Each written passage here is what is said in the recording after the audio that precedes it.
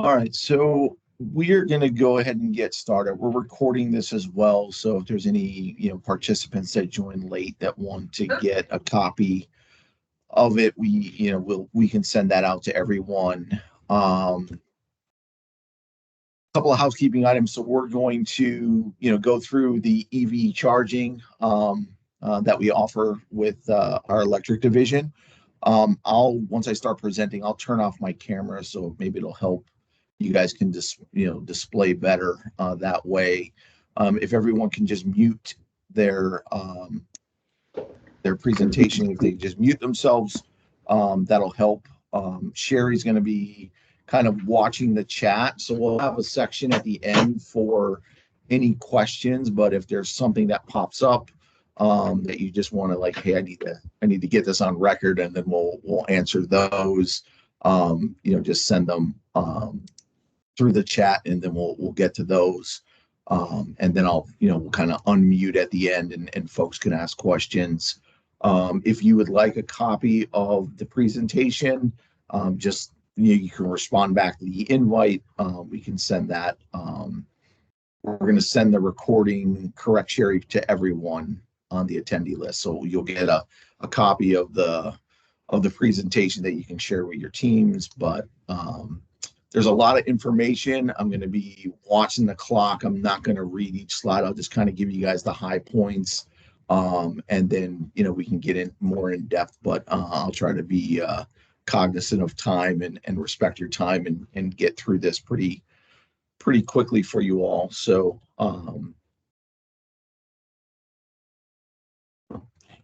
second. All right. So our agenda, we'll just do a quick overview of PCM Services. We'll talk about the different charging levels, things to consider when planning for EVs.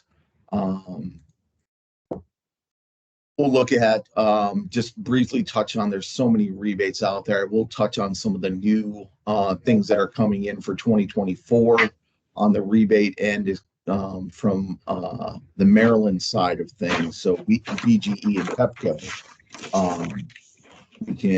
we'll be able to take care of that.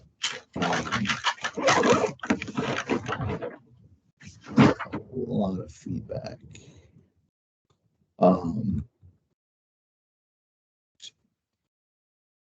And then we'll talk about the installation processes, what to expect, some branding, and then why to partner with PCM Services. So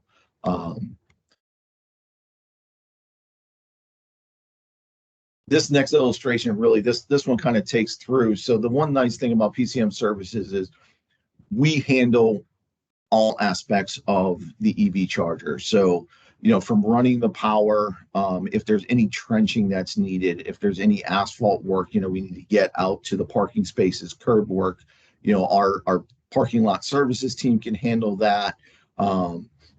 If there's any landscaping needs, we have our landscape team that can handle. Our electric team runs all the electric. We do the bollard protection of the EV chargers. We also work with you all. So we're charger brand agnostic. We work with many different vendors. So basically we have the ability to work with you. I know, some of you may have been approached by different vendors that supply chargers for their specific brand. And they'll tell you all the things that are great about their brand. We deal with many. So there's a lot of different things that are changing in this EV space as far as each vendor, what they offer, what the benefits are. So we can kind of take a open look at that with you and kind of direct you based on what your needs are. So, this is a really nice illustration of we can handle everything, from start to finish in this project. So we pride ourselves in exceptional service. I mean, those of you that know PCM, we've been, around 30 years, 30 plus years. In the EV space, we've done a lot. Myself, I've done a lot of training in the EV space, a lot of seminars in the EV space. This is something that continues to evolve. And we like I said on the previous slide, we can do everything that you need to take care of that install. and we leverage multiple vendors from the EV space. So we really do have a vast knowledge in this area and can help from the planning side to execution and then implementation. So EVs are moving in the DMV area. This kind of gives you a trend of where it's come in the early 2000s to this gives us up to 2022. But Maryland, Virginia are increasing EV vehicles at a rapid rate, and now as manufacturers are stopping gas-powered vehicle production, they're not making gas-powered engines anymore, and we're moving this infrastructure towards EVs. I think it'll become more and more that we're going to see EVs entering the market. So the different charging levels, we'll strictly talk, about level 2 and level 3. So your 240 volt and 480 volt. Not a lot of businesses right now, unless you have a large fleet or a tenant that has a large fleet of vehicles. We're not seeing a lot of the fast charge installations, but when I get to the rebate side, there are a lot of rebates now in 2024 that are going to be focused on fleet vehicles and companies that have fleets, and actually rebates towards this fast charging level 3. But typically for most businesses, for most retail operations, hospitals, offices, it's mostly level 2 that's being installed. So your level 2s, 240 volts, dedicated for the charge, for that EV charger. It's an 80 amp service that's needed, and the maximum power is 19.2 kilowatts for your level 2. So level 3s are much higher. This is a fast charge, and in the next slide, you can see it adds 60 to 100 miles per 20 minutes of charge, where a level 2 is adding 20 to 60 minutes per hour. So for level 2 charging, almost all chargers that are out there require a dedicated circuit for 80 amps to service that level. Now, one of the things that you'll find is a lot of EV charging vendors will tell you you can supply multiple chargers on one 80 amp circuit, which is true. The chargers have the ability to throttle themselves and not overload. So you can essentially put 3-4 chargers on an 80 amp service. The problem is the code, the way it's written today, doesn't allow that. So, although the vendors are correct, they're like, hey, we have the technology in our chargers to do multiple chargers on one circuit, the inspectors won't allow it the way the code is written today. Now, I'm assuming as we evolve in the EV space, that code is going to change and allow for that because of the technology that's there. But that's something to know. If you're dealing with a charging vendor, they'll tell you like, yep, you have enough to do that. But when we are doing the installs and the inspectors are coming out, they're not allowing more, because the code's written that they have to look at the maximum power of each unit that's on that service, not the throttling capability within it. So the level 3 chargers, most folks are having a dedicated transformer brought in for level 3 charging. The charging plug. So in North America, all vehicles use the J1772 plug for level 2 charging, except for Tesla. They have their own.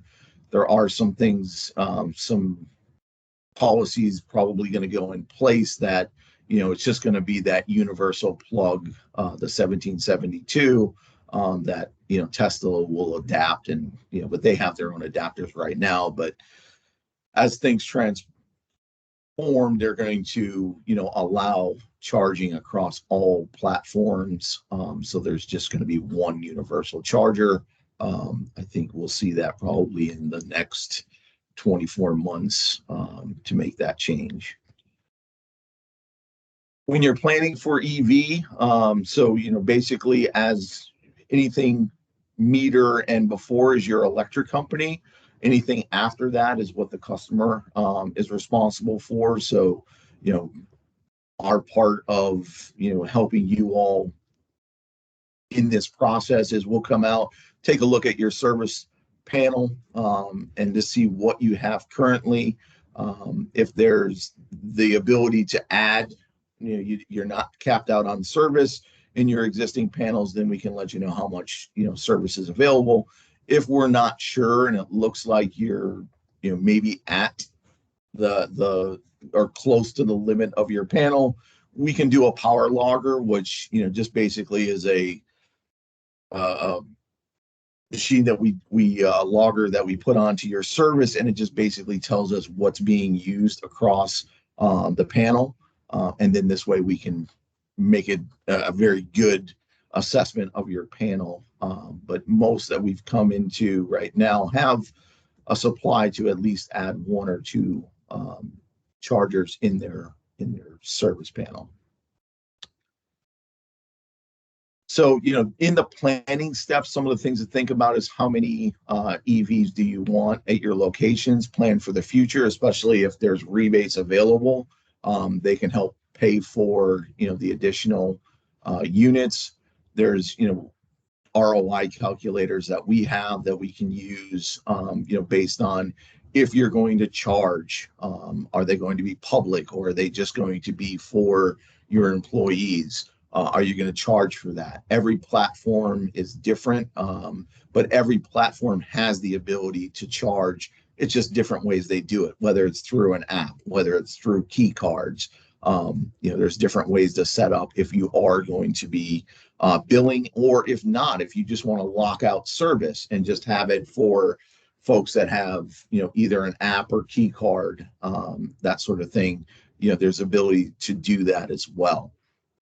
What level of charging do you want to install, whether it's a level 2 or a level 3, the electric service needed to determine available power, and then if upgrade to the power supply is needed, that'll involve, your local utility companies, and then, we can do the design part and what's needed.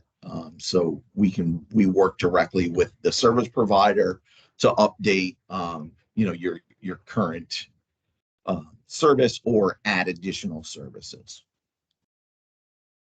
Determine the location, important step to drive cost of the installation. So when we're looking at where you want to put EV chargers, the closer we can get to the power source, the cheaper it is, because it's less conduit, less run that we have to do to those spaces. So it's something to look at, but it's also, where do you want it in conjunction for if you're a retail location? Do you want to have it a benefit where it's closer, to the shops?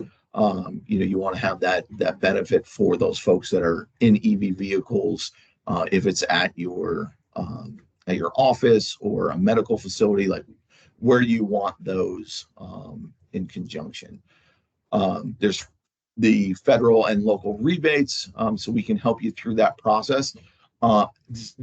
Different from the LED upgrades, BGE and Pepco and the service providers, Dominion, allowed the contractor to fill out paperwork for the customer and submit.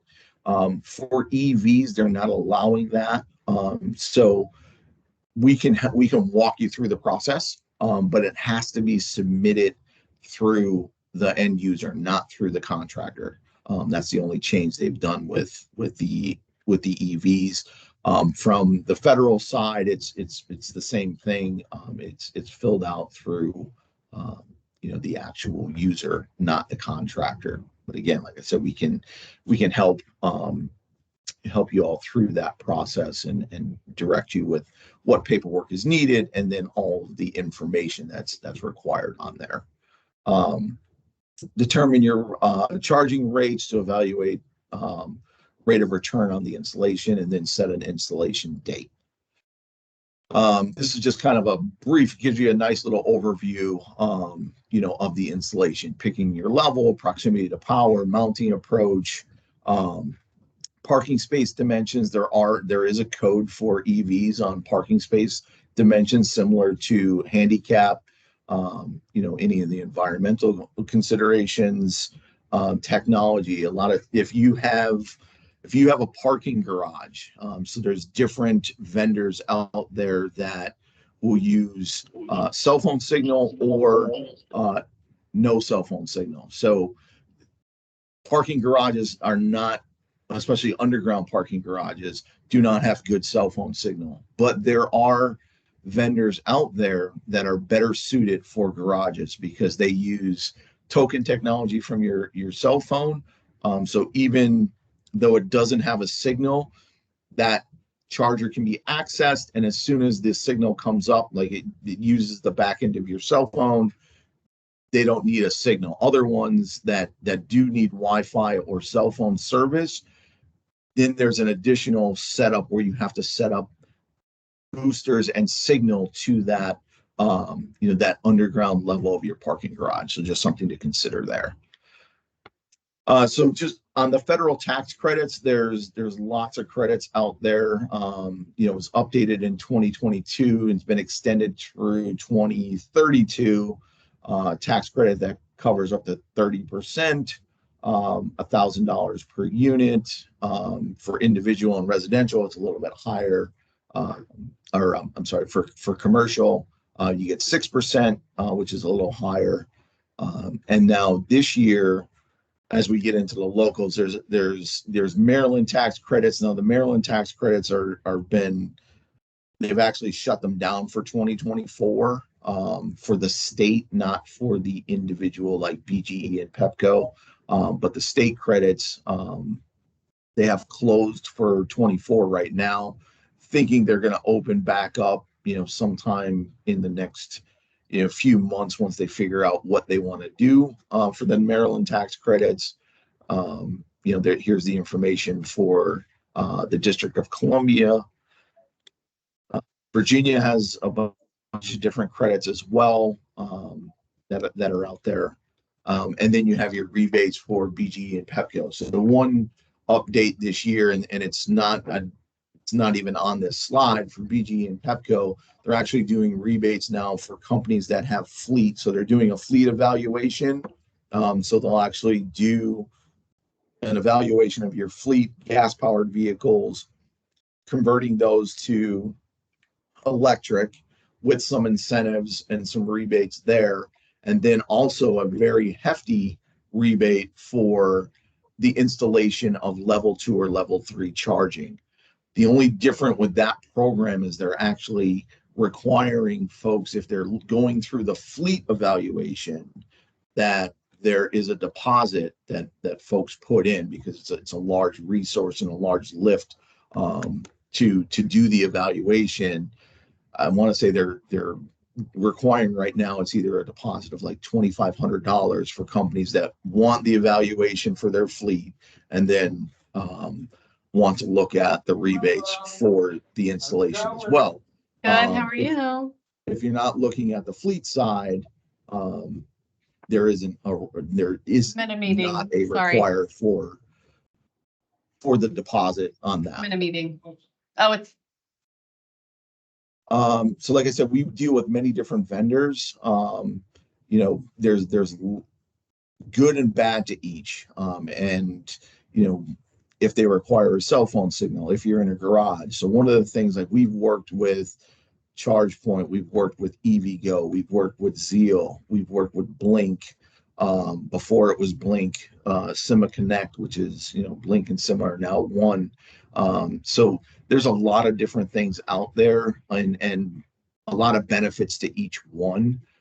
It just depends on what you're looking for, what type of platform. If you're doing a lot of charging people, For the service, ChargePoint is a very good option.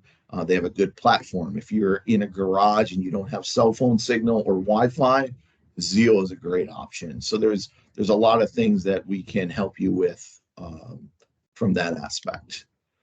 These are just the different brands that we've worked with in the past. And then from the installation, installations vary from very simple to very complex. We've done some that are right outside an electric room. It's very simple, very short conduit run, all available. Electric, it was right in that panel, to very complex, to where we've had to bring in a new service for the customer, working with the Dominion Energy to get a new meter and upgrade service and transformers and that sort of thing. So, but we can help you determine what's needed, and essentially, we'll direct you into, hey, this is the way you can cut costs on your install. If it's, getting closer, or, using parking spaces that are closer to the electric room, or what have you. So, but there's been very simple ones and very complex installs. There are some standards that are, being applied right now for EVs. So you want to, use an installer that is versed in the codes that are required, from parking spots to the height of the equipment, to just the amperage and everything that's out there. So this will continue to change as we evolve, but there is requirements right now that the inspectors are using. Typically, we'll come into your electric room, we'll do an evaluation, we'll let you know what we see. You see different types of installs, looking at this one, bringing it to, a farther away from the building. There's a lot of trenching. There's a transformer that was added. If you see in the below photo, that was added for the service, and then all the service install. Some parking garages, very simple mounting on poles. And then the branding aspect, the branding is a lot to do with EVs. Folks want to make them look nice, and where your patrons can come in, or your employees can come in and easily find those spaces. So we can handle all of that branding of your parking spaces as well in-house. These are just some examples of the different branding that we've done.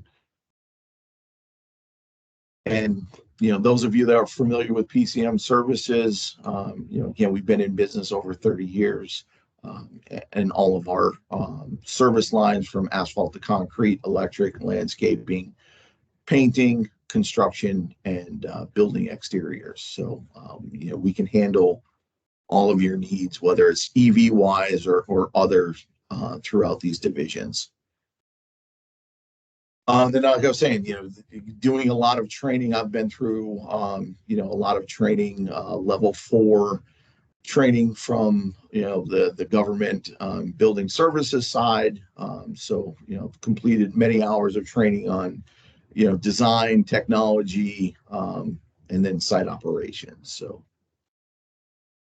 So with that, we will open it up to any questions. Sherry, were there any questions in the chat?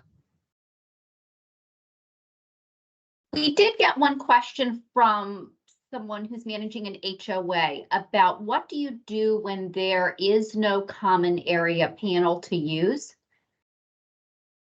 So typically in that situation, if you don't have a common panel at all, you don't have common panels for lighting, we would look at, there's options to run for each individual residence, because if you're going to do it for the residents themselves, a lot of folks have, in HOAs that we've dealt with, have started a committee, and talked to them about getting a pool together of resources, and then the HOA will work with the HOA to then do the installs for each one of those individuals, from their panels.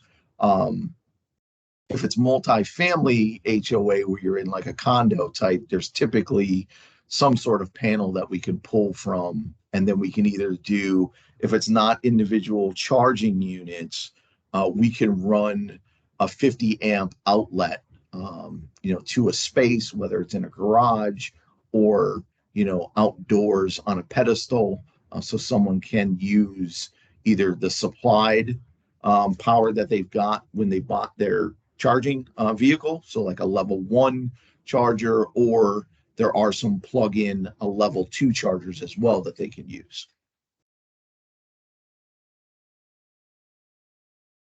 And Charlie, one more question. Do we know of any incentive programs that are geared specifically to HOAs and condo associations? So there is not specific right now to those. Like there's a lot of individual residents, but not like an HOA or like a cooperative group. So those would all fall within like an individual, because it would be for each individual resident.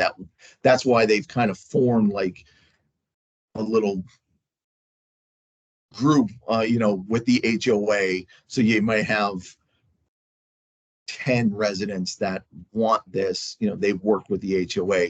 They would then have to apply for the rebates individually. But that's all that's available right now.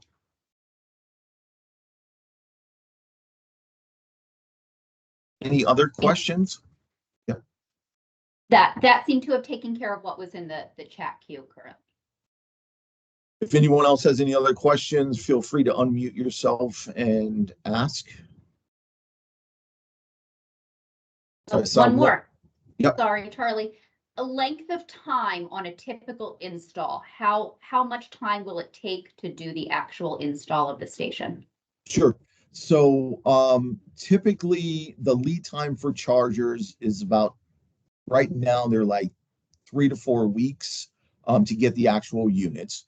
If there's no upgrades that are needed and we can just use your existing service and we're just running conduit to the space, depending on the conduit run, on site, we're probably 2 days max. If it's pretty simple, like we've actually done some at a multifamily in a parking garage.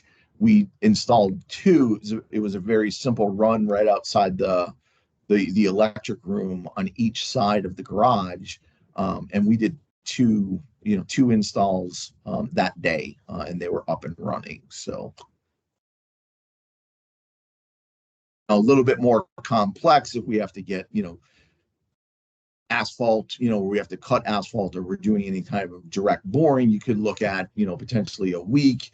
If you're bringing in, if you need new service, that's going to take a little bit longer, because we have to submit the plans and the drawings to the service provider, and then we're at their mercy to when they come out and actually install.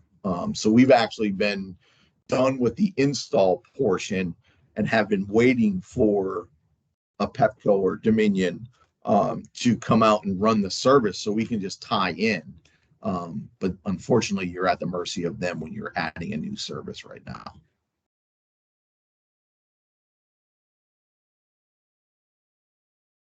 Any other questions?